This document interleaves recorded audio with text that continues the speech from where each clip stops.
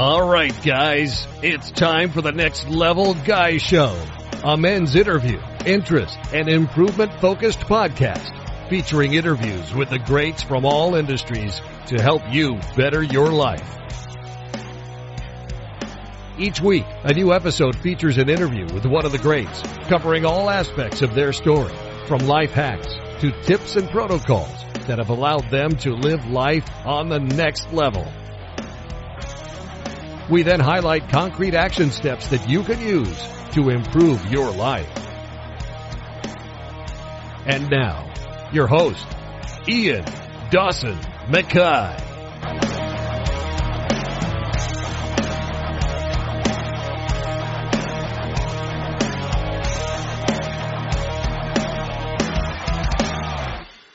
And today's guest is Shaahin. Shaahin is the #1 ranked Amazon accelerator. He helps you sell on Amazon and make a lot of money. During the Iranian Revolution of 1978, Shaahin's family had to escape to survive and ended up fully migrating to Los Angeles, California. At 15 years old, Shaahin left home with nothing but the clothes on his back and created over $1 billion in revenue, that's billion with a B, by inventing the legendary smart drug known as herbal ecstasy. He's also made over $350 million in sales with vapor and many more products. These childhood experiences had a major impact on his perspective of freedom, hard work, and entrepreneurship. Later, Shaahin went on to invent digital vaporization, the forerunner to today's vapes, and start a number of successful businesses with a couple of notable failures. Today, he's the founder and CEO of Accelerated Intelligence Incorporated, a major Amazon FBA seller with millions in its sales, the lead coach at Amazon Mastery, where he teaches entrepreneurs how to crush it on the Amazon platform, and an active YouTube creator. Shaahin is considered one of the leading global minds on what's next in e-commerce, Amazon and the internet. He's described as the Willy Wonka of Generation X by the London Observer and Newsweek, and is one of the most forward thinkers in business. With his Amazon Mastery course, he acutely recognizes trends and patterns early on in the Amazon platform to help others understand how these shifts impact businesses and markets and consumer behavior. And in this interview, we discuss a method to start selling on Amazon or anywhere else for that matter, the key that influence plays in selling, how you can build recurring revenue streams right now, and so much more. And now, let's get to the interview. Well, thank you so much for coming on, Shane. I was a bit skeptical at first when I seen, what you're into. And then when I started doing a bit of research on you, you've had some amazing career and you're smashing out the mentoring, you're coaching people to amazing things. But for people who maybe don't recognize the name, could you give a quick intro? Because you've had some life. Yeah, totally. So I started when I was really young. We left Iran when I was about 5 years old, didn't speak a word of English, came to the United States as refugees, and realized very quickly that we were poor, that we were middle class in Iran. When we came to the United States, we were solid poor. And it was a bitter pill to swallow, not speaking the language. And I learned very quickly that we were second-class citizens in the country that we were coming up in. So I decided that I would learn everything I could about being successful by reading books and listening to tapes and whatnot in those days. And by the time I was 15, I didn't see a clear path. I asked my folks, and they were like, hey, you got to become a doctor. That's the only thing we know. It didn't work for me. So I decided to leave home seeking my fame and fortune. I left my family, left my friends, left everything, and went out into the electronic music scene. The rave scene was happening big in the 1990s. And there was a drug in particular called ecstasy that was booming. It was sweeping the world. But the problem was it was being made in the UK, and it was being made in Amsterdam, and the supply had dried out. They didn't really know how to make it that well in the United States. And I thought to myself, man, if there was a way where I could create an alternative to this that was legal and natural, I could take over the world. Only problem was that I was sleeping in abandoned buildings. I had no money. I was eating food at the food stands at the community college and didn't know anybody or have any friends. So in those days, what I did was I managed to somehow get myself a girlfriend, which was seemingly impossible considering I was broke. And I know that pain. Yeah. And I started to cook up formulas in her kitchen. As her dad left, she would sneak me in through the back door. I'd be in the kitchen cooking up formulas. And finally, I managed to find a formula that worked, and I took it to the club scene. I got the drug dealers that basically were sitting on their hands at that point because they didn't have any supply to sell to start selling my product instead of the illicit drugs. And it went from one guy to 10,000 guys to 100,000 people. We were selling all over the world at raves, at clubs. And by the time I was 18, roughly around then, give or take, I walked into my office. Now, mind you, I was homeless, sleeping on the beach. I was eating canned foods. I was doing whatever it took to survive. And I realized that I had made it. The news broke that we had broken $1 billion in revenue. This product that I had invented, I had 200 employees. I had a collection of exotic cars. I had fallen asleep in the seat of my brand new Lamborghini, drooling on the passenger seat. Not a good look. I would sleep 2 hours a day, and I woke up, got into my office, and was like, holy shite, man. We just broke $1 billion. And my first concern was I didn't know how much $1 billion was. I didn't know what that actually meant. Second concern was I felt I needed an accountant at this point. And I very quickly learned that accountants are not the people that count the cash piled up in duffel bags piled in your office. That is not what accountants do. So many very important lessons were learned there. From there, I went on to inventing the core technology for vaporization. What you see now is vapes. I don't espouse people using vapes or vaporizing or smoking at all. And from there, I went on to master the Amazon space, which is where I'm at now, teaching people how to sell on this platform that Jeff Bezos created and how to create recurring revenue streams. Because that's why I was keen to have you on. I really like the idea of systems. Like, I'm very much a systems dominated person. Like, I need to have it built up in a set routine and like a procedure to follow things. So do you think that maybe the living in the abandoned building, sleeping in your car, that homeless vibe, do you think that was the sort of, you knew how the lowest point you could be, so that just you thought, I can go balls to the wall now here. I know the lowest rung that I can always go to. It's like Cato, wearing the harsh fabrics in the Roman Empire, eating like the gruel, because he said, if this is the worst thing that's possible, I've already done it, so I know I can come from here and go up. Do you think that gave you that oomph? Yeah, that's interesting. It's like that scene from Scarface, one of the great movies with Al Pacino, not the original one from the 1920s or 30s, but the Al Pacino version of Scarface, where he is, on a boat from Cuba. He gets run through the system in the United States, and they grab him, and the cop is like, I know what you are. You're a criminal. And he looks at the cop and he goes, and you can see it in his face. You can feel it in his presence. What a great actor, Pacino. He looks at the cop and he says, there's nothing you can do to me that Castro hasn't already done. This was a man who had reached the pinnacle of what he considered the bottom of, his pain threshold, his discomfort. And so from there on up, it was only upward. So for me, yeah, it was a lot like that. I'll even put it to you this way. Even when I had made $1 billion in revenue, well documented, you guys can look it up. I'm not one of those like TikTok, Instagram people that are like, look at my jacuzzi and the babes in the jacuzzi and the Lambos. Like, I actually did that shit before the internet. And even when I had made my wealth, my fortune, I had the houses, the cars, I had a backpack. And tied to the strap of the backpack were a new pair of shoes. Why? Because when I made my first $100,000, I went out there and I bought a brand new pair of shoes.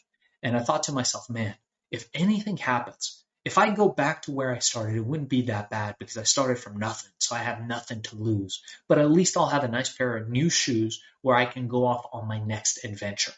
And I had that backpack filled with all the belongings I had when I left home. And I had that under my desk for years and years and years. Only about a decade ago did I get rid of it. But I had that backpack under my desk to remind me what I came from, to remind me that I started from nothing and I could do it again if I had to. Now, this is a really interesting point is that most of the men that I know, men and women that are wealthy, that are successful, that have really reached great heights of success, you can look at them and ask them, hey, if everything was taken away from you tomorrow, if all you had left was the clothes on your back, could you make it again? And they come back every time with yes, and they can tell you how. And that's the difference. That's what separates grit. That's what separates people who can take a beating and come up. The people who win in life are not the people who never take punches. They're not the people who never get knocked down. They're the people who get knocked down and know how to get back up. They know how to get back up and thrive, and they know how to learn from their mistakes. And do you think that's like a big thing that people have now, is they've never had to really work for it? You know, you can order a taxi to your door, you can order somebody to pick you up, you can order a date, you know, you can use Tinder and all these sort of things. Do you think we've got to a point where we came from when we were younger, you had to go and earn it? You couldn't just, like, you know, jump on a phone and do stuff. You actually had to go and find these things and market it, and like you had to go and find somebody to try sell the initial concoctions. You had to then go and get people to it. We're at that point, people don't have to grind as much now. Do you think that's a problem? Yeah, it's funny. It's a similar thing. I've got a lot of friends who are dating. I'm married, a family guy, happily married with a family, but I've got friends that are dating and they know how to approach women. And women are now shocked by the fact that men are approaching them because they're used to this. They're used to thumbs on a phone, sending them messages through apps. They're not, and that's really, you know, one of the oldest forms of sales. From the dawn of time, men have been approaching women, and it's something that in recent days has really been neglected. Now, here's the thing: you can create a scenario for yourself, is that you have to go out there and seek extraordinary experiences to be able to forge a personality, to be able to be self-reflective, to be able to look back at the things that you're good at, but also the things that you suck at, and to be able to improve. And the problem with today's society isn't that things are so easy because of apps and computers and stuff. The problem is that a lot of people stop trying. The problem is with woke culture, where you're told, hey man, you're okay just the way you are, and everybody gets a participation prize, and it's fine to be second or third. And then people go out there into the world of business and somebody eats their lunch. A great quote from my book, Billion, How I Became King of the Thrill Poke Cult, which is out now, and I love to use this on stage, is that when you are sleeping, your enemies are planning your demise. And it's so true. You think you're working in a vacuum. You think you're a snowflake. You think what you're doing is unique and you're more special than all the other entrepreneurs out there. But it's bullshit, man. What's true is that there's 20 guys with the same idea you have, 20,000 guys with the same idea you have, and a few of them got through. A few of them are trying to make it happen. But the majority of them are going to quit. And you have to be smarter. You have to be more ruthless, more cunning, more aggressive. You have to be better. You have to be willing to work 10 times as hard as the other people to be able to have a chance of making it. Mm-hmm. And that's something you see a lot of. Is people kind of, it's almost like we become an easy generation. It's nobody wants to work. Nobody wants to do it. It's like they want to go on these reality shows. They want to get the lottery. They're not interested in building and making a system. So like I have affiliate products for sale through the site, and I'm sitting there and I'll make a sale and I'm like, yeah, brilliant. But I would like to make it into a full-time system so I can make, you know, I'm now making affiliate sales when I'm sleeping, and I wake up and you see the commissions, you go, superb. I don't get how that's not something people want to do. That would blow my mind that I can do that that's possible for a fat guy in the Highlands of Scotland at the time to set up, you know. Now people are finding in the COVID situation, we've got everybody started getting furloughed and losing their income. and they realized they didn't have a kind of network of revenue streams. So you've talked about the need to have real estate investments, to have your wage, to have your e-commerce business, to have Yeah. pots of money coming from other places. How do you think these pillars of finance should be used? How can we set up a business that actually makes money while we sleep and isn't just like a one-off selling beads in a beach or something? Yeah, that's a really great question. And I'll tell you, I think that everybody needs to have a foundation to how they think, a foundation to how they work. And similarly, your financial life, your ultimate freedom is going to be dependent on your financial, on if you have the money to do the things that you want to do. And we do that by building foundational wealth. We do that by building the four pillars. Pillar number one, cash flow positive real estate. Pillar number two, you got to have a job. Got to keep diapers on the kid or a trust fund, or there has to be something there where, you're not waking up stressing out every day, where you're relaxed, where you're getting things done in a clear space because you're not worried where your next meal is coming from. Super important. And then when you've achieved other pillars, you can get rid of the job and replace that with something else. But in the meanwhile, it's okay to have a job. And then something that's compounding interest, some investments where your money's working for you. And finally, what I do and what I teach, and by the way, anybody that's interested, reach out to me. I'll give out my direct email is darkzess@gmail.com. That's DARKZESS @gmail.com. And I will give you my 1 hour course. It's a $200 course for free. Use the code IAN, IAN, and we will give you the 1 hour course, $200 for free. Email me, darkzess@gmail.com. And that's the fourth pillar, is selling on the Amazon platform, selling on e-commerce, creating a piece of real estate. We all know that recently, since COVID, real estate has gone through the roof, but there is another piece of real estate that's fully accessible. It's accessible to you, to me, to every single person watching and listening to this, and that's building out an Amazon business. And you can do it. You can do it with little or no money, and that's what I teach people to do every day, creating this recurring revenue so you don't have to sell your hours. Because something I really liked was that you talked about you don't have to do everything yourself. I want to make a product. I don't need to create it. I don't need to sell it. I don't need to do this, that, or whatever. I can go and I can actually find like engineers. I can find software developers.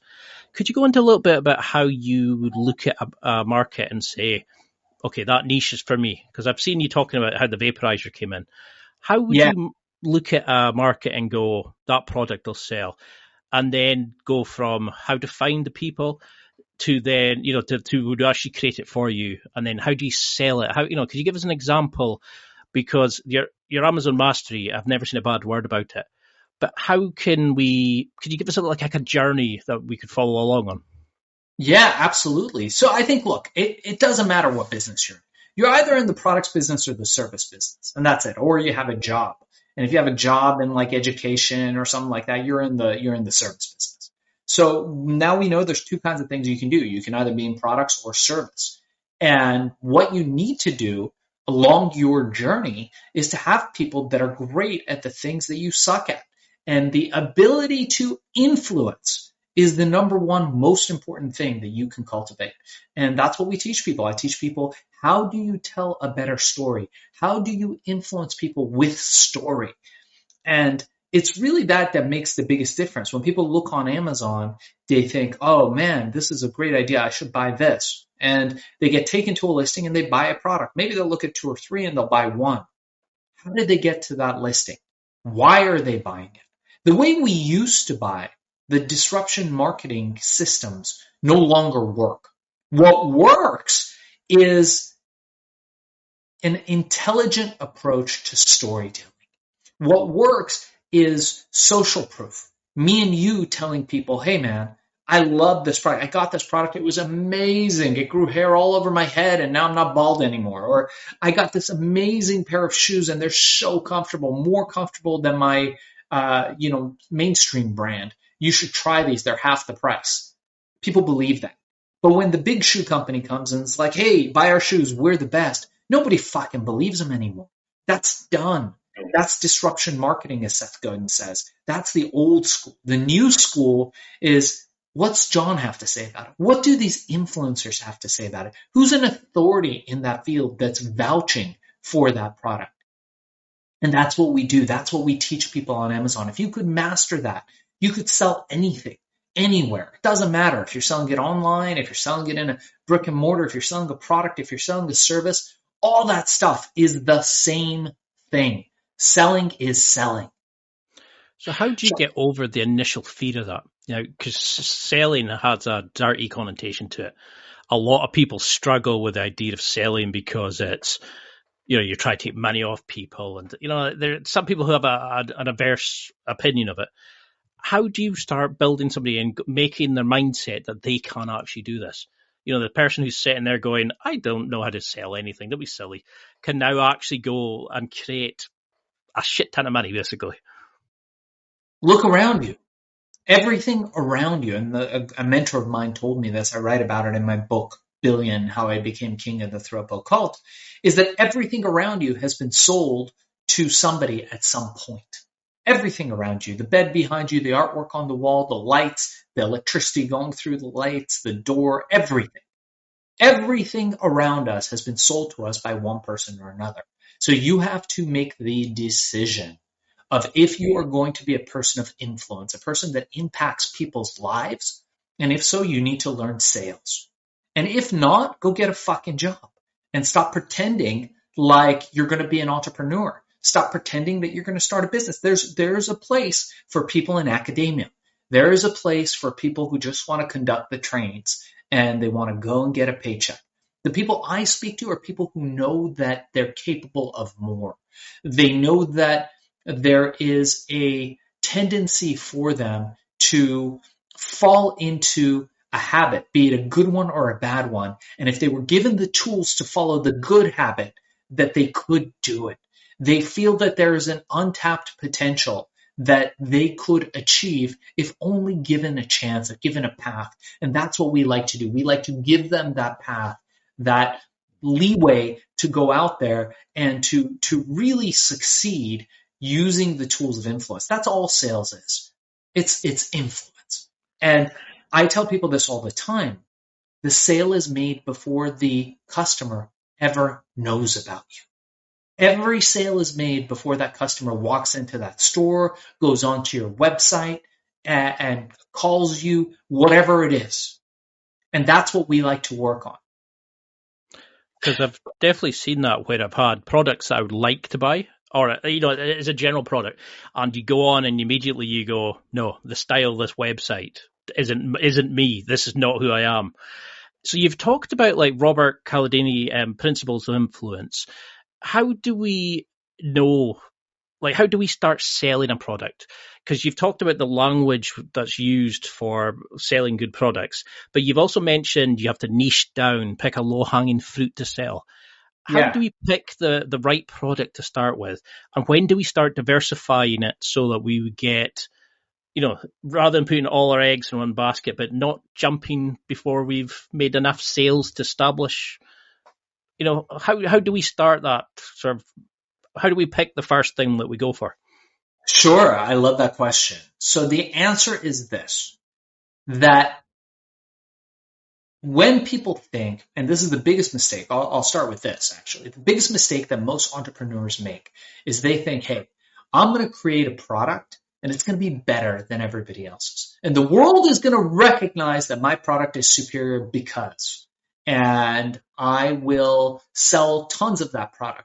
And then they launched their product that they took way too long to introduce. They didn't ship like we told them to. They were working on fixing this minor detail, and it turns out nobody fucking cares. And they're just sitting there on their ass with a warehouse full of inventory that they can't sell. Why? Because they created a product and were looking for a market for it. And I get people like this all the time who come to me after they've done that and say, hey, man, let me take your course. Please let me take your course. I tried to do it on my own and I failed. And I look at them and almost every time, that's the issue. Now, how do you do it? You look at the market. You spy what the market wants. And I teach you how to get these tools.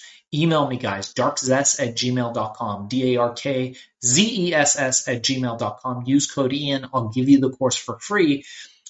The trick, very simply, is to find a market, niche it down, find what that market needs. What are the vulnerabilities? Who are the competitors?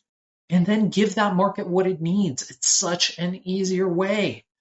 You might have added, 3 thingamajigs to your thing that you didn't need to. People just wanted it to come in blue. That could be your innovation. It could be that they're all selling for $100 and everybody just wants to buy a simple one that only costs 50. That could be your innovation. Maybe they all have the same features, but nobody is telling that story.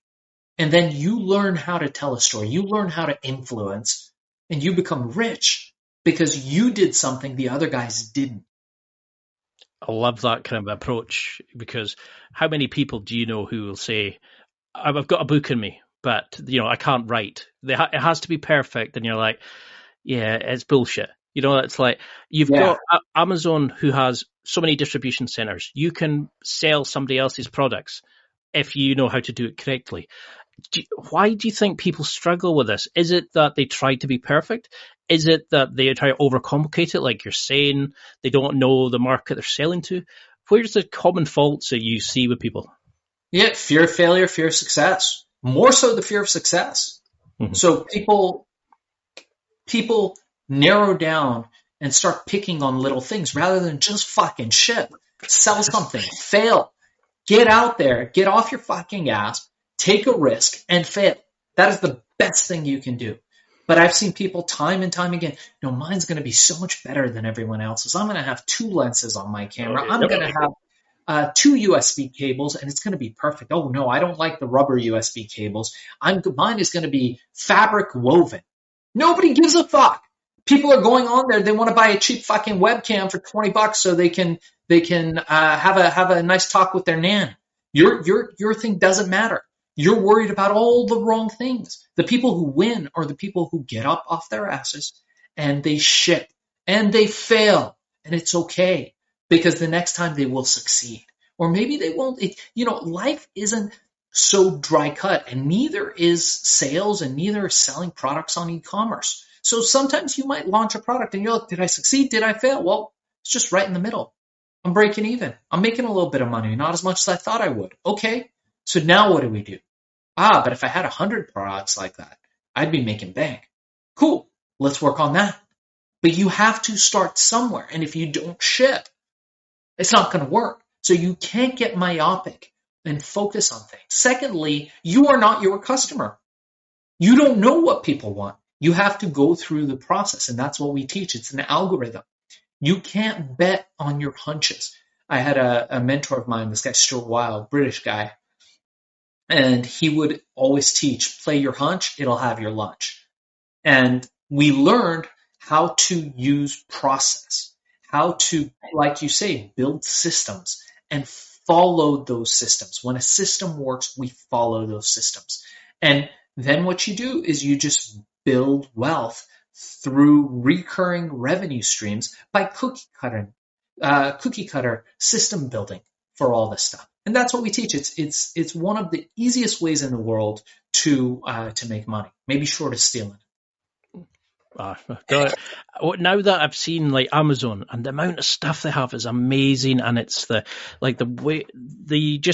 sheer kind of way it wants you to purchase, and it offers it. And how then do you cut through the noise? Like say you're selling a low-hanging fruit, that like a certain cable, and there's a ton of other people selling it as well. How do you make people come to your site, your part of Amazon, rather than the other? The ones that you want to avoid, the ones who just throw up a thing and go, fuck it, that'll do. How do you make it your stuff?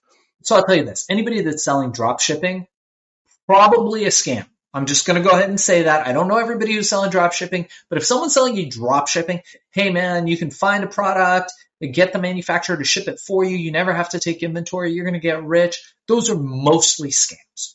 I don't know any legitimate ones, which is why I'm saying mostly. Maybe there's a dude out there who's doing it legitimately. What you want to do is you want to build real estate. You want to build private label brands that you have ownership of, brands that we can help you build out. And then in 2-3 years time, have a 7-figure exit, have an 8-figure exit. And you're building a brand that's improving somebody's life. You're bringing value into the world rather than just arbitrage, being a middleman between some manufacturer who doesn't know better and Amazon. And believe me, those kinds of businesses very soon crash and burn because other people get smart to it. So those companies that are like, hey man, buy this, resell it, buy that, resell it. Guess what? They're doing that for 1,000 different people. And there's nothing, no matter how much the guy says he loves your face, that makes you special from all the other, suckers that did that. Well, we teach us private label. We teach you how to build a brand, how to sell a brand. And I've done this all my life, is build out brands and get them to produce revenue, recurring revenue streams. It's time for a quick break. There are millions of potential products to buy, so how do you know which ones are worth your hard-earned money? Simple. You go to nextlevelguy.com/affiliates and explore those that will transform and improve your life. You'll find deals, listener exclusives, and special offers with some great companies. Recommendations are 100% honest and only on items Ian has tried or believes in. The companies showcased will make you a better man in all areas of your life. Simply go to nextlevelguy.com/affiliates and level up. So how do you go about then finding that customer base? How do you find investors? How do you find, people to assist with like a distribution center, that sort of thing? Because when you were 15, you were going to business meetings where in bars and stuff where you were not allowed to, because you had no ID. How do you go, what did that teach you about networking and making these connections?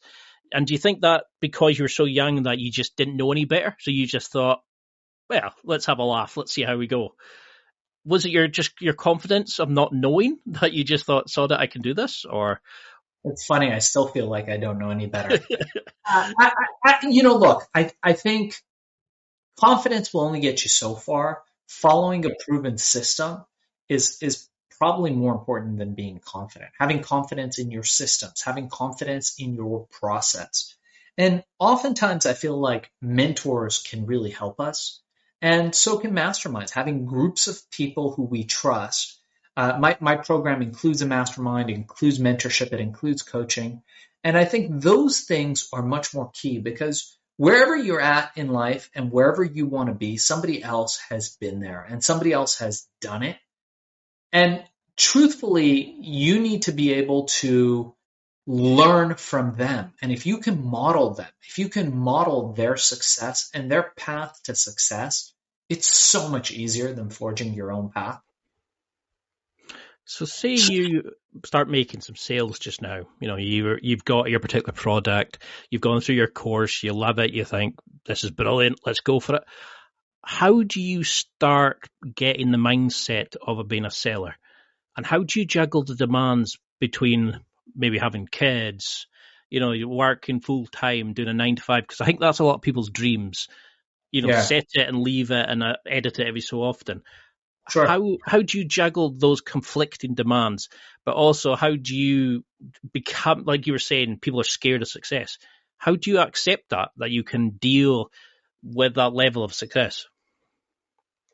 So your first question was, how do you manage your time? How do you, let's say you have kids, you have a job, and most people, that's the problem. Most people wanting to get involved with a program like ours is like, man, I don't know when I'll be able to do it. I've got a job.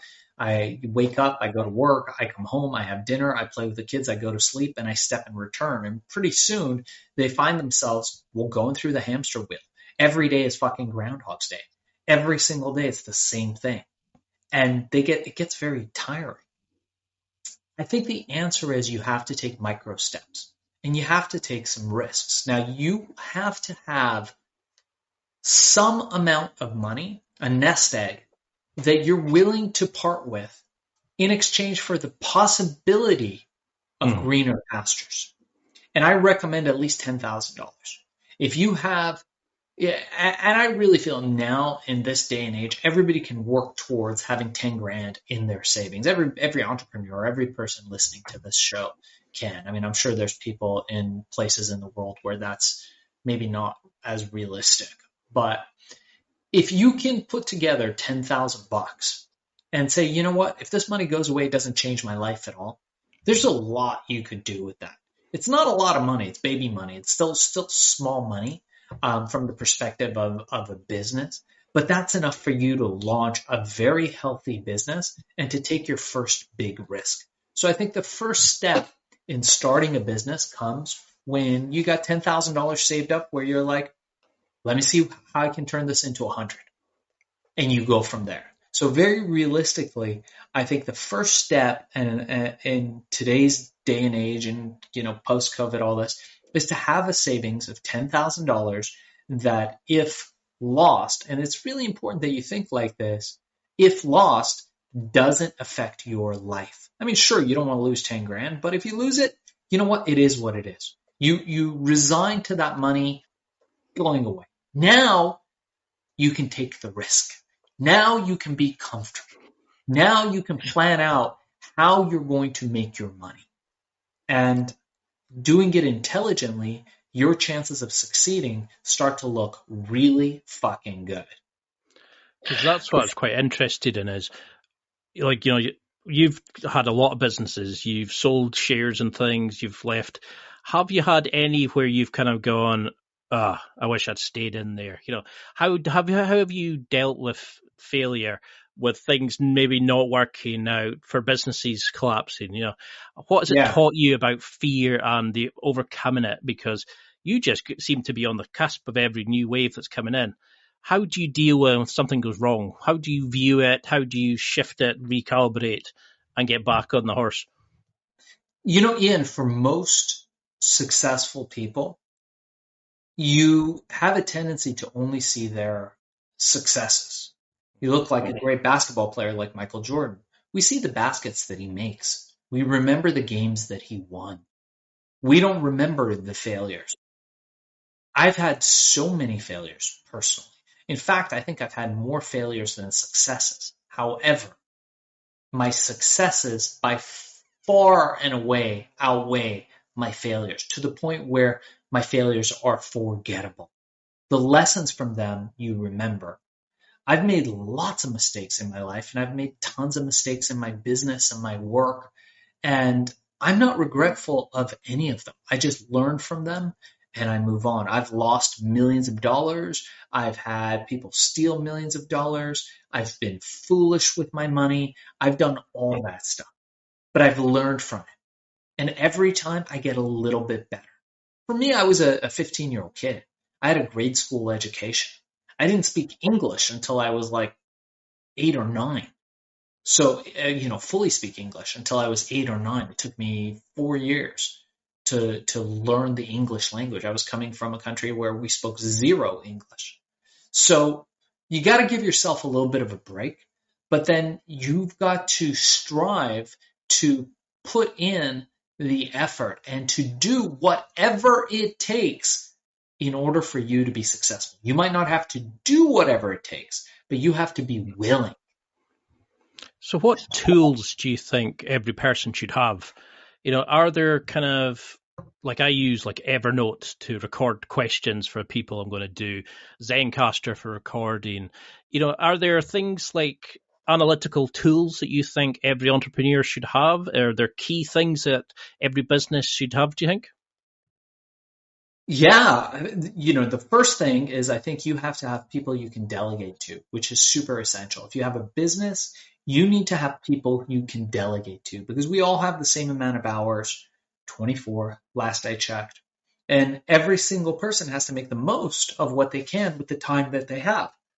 So with that said, we know that you can't manage time. Time happens if we're there or not. So what we can do is we can build principles and systems where we're using other people's hours to our benefit and advantage, and also to their benefit and advantage. So what you do is, I'll give you an example. One of the things that we do is we use a lot of virtual assistants, and we utilize these people, the amazing people in Southeast Asia, in South and Central America, to activate systems that we have and to utilize those systems. And when that happens, our efforts are compounded. So I think that's really, the first and foremost, you've got to have great people that you can delegate to, and you got to train them.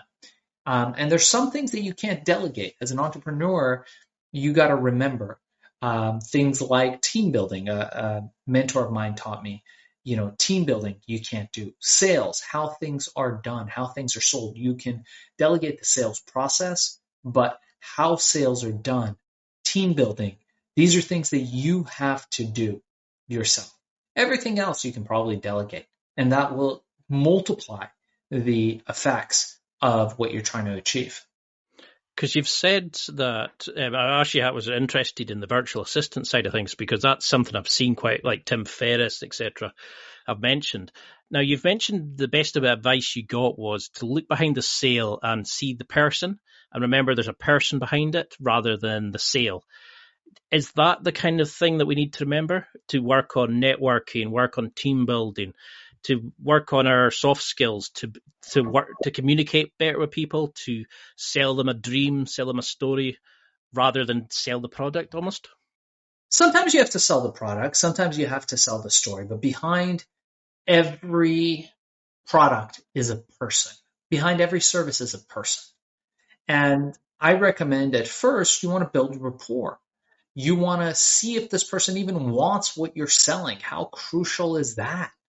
Because they might not want what you're selling. And if they don't want what you're selling, move on. Don't waste your time. There are a lot of other things that you could be doing, a lot of other things that you could be selling, and your time is better spent qualifying. So we don't sell when we go out there. We qualify. We ask the right questions. We get the right people. And then when you have the right people around you, you can do really well because you already know that they qualified. They want what it is that you're selling. So all you have to do is build rapport, and then you use the elements of influence to get them on your side. So I'm trying to remember who it was where they said the way they created a product was to advertise it in magazines, and depending on the number of people who wrote it, said, "Oh, I better go make something for that then," because there's enough of a demand for it. So they had actually made sure that there was the demand before they went. And, it's like you're saying, make sure that there's people that are going to buy it before you spend thousands developing it, working on the functions, and then you realize nobody wants it. They want the cheaper version because it's easier and it's more efficient. So why create the book now? The book's going to go make a lot of sales. It's going to change so many people's lives.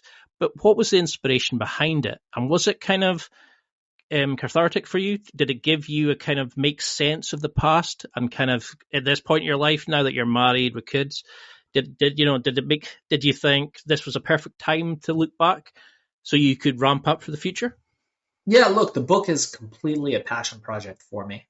When I was thinking about this, people would come to me and say, "Hey man, your story is amazing. When are you going to write a book? When are you going to write a book?" And then COVID happened. And I was at home going, man, there's no better time to do this than now to get my story out. And I started writing it. And I thought to myself, wow, this is coming out pretty well. Let me do it. And we did that. We recently got a film deal for the book, which is exciting. Awesome. In the next couple of years, it'll be out as a film, hopefully on the big screen, but maybe as a series. We're working on that now. And it's really, something that I tell people to do all the time. And that's that you got to have your interests looked after. And this is what I mean by that. You have to, it's what Stephen Kotler in his book, The Art of the Impossible, talks about when you want to get into a flow state, is you got to follow your fascination. There has to be something that you do that has nothing to do with money. It's, maybe it'll be, a thing that you'll do for profit. Maybe it'll bring you profit, but you don't really do it for them. You do it because you're fascinated by it and you follow that fascination and see where it leads. All great things in my life came after I followed my fascination about a certain thing. And sometimes it leads to business or leads to a product, but doesn't have to. And writing the book, telling my story, getting it out there is something that I'm fascinated by.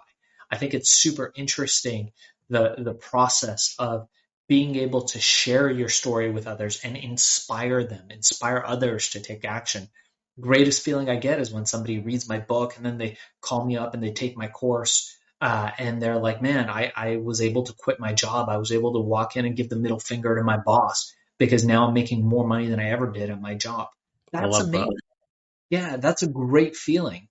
And you, I really feel like that's something that creates a purpose driven, mission driven life, which is super awesome.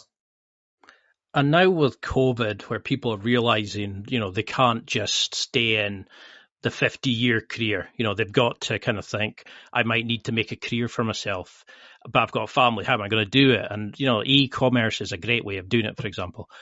But how do you think it's going to change with COVID? And what markets do you think are going to be coming up that people can should be looking into to start selling, to start working in? Yeah. So I think there's a lot of opportunities, but obviously, the biggest one, the most glaring opportunity is really going to be selling on e-commerce. We've seen Amazon become massive during this time. Their stock prices shot up. There's more millionaires being made now selling on Amazon. Third-party sellers, people like you and me selling products on Amazon than I think any other e-commerce business. So my suggestion to people is get that fourth pillar going. Now is the time. Real estate is through the roof. I wouldn't recommend buying real estate right now unless you know what you're doing and are getting into something with cash flow. But buy into this real estate, online e-commerce businesses. And we teach all of it. So you don't have to stick to just Amazon. I've got students that are making a killing on Etsy and eBay and Walmart. And there's all this opportunity. And we're going to look 5 years from now. People are going to be like, oh my God, it was day one 5 years ago. I should have started an Amazon business. I should have gotten products out in e-commerce. And that's really, I think, the greatest opportunity. Other opportunities, I think, healthcare sector is amazing. A lot of people are looking at crypto. That's definitely not something that I'm very knowledgeable about at this moment, but that seems very interesting. It seems like it could go either way. So it's a fascinating thing to watch.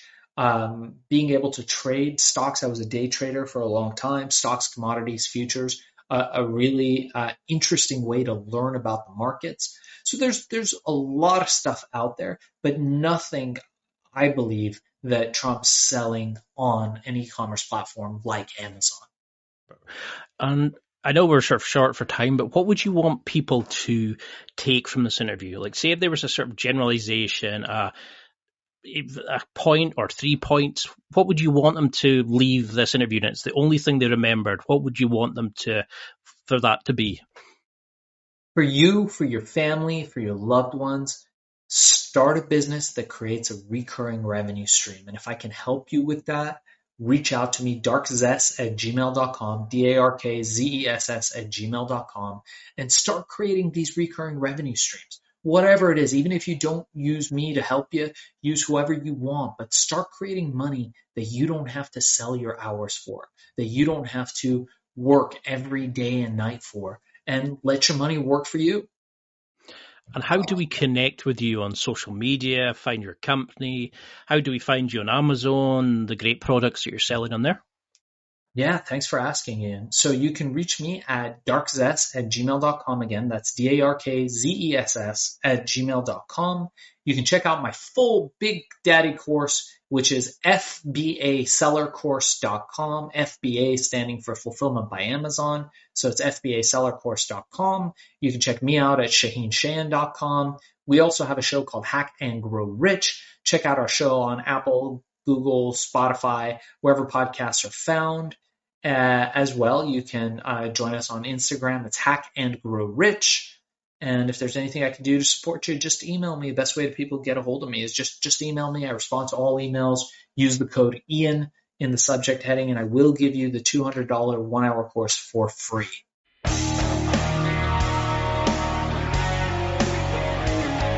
Well, that's it for another week. And thank you for listening. It's now time to take what you've learned and use it to develop and enhance your life with the key points mentioned. Listen, try it, embrace it, use it, and crush it. Now's your time to hit that next level in your life.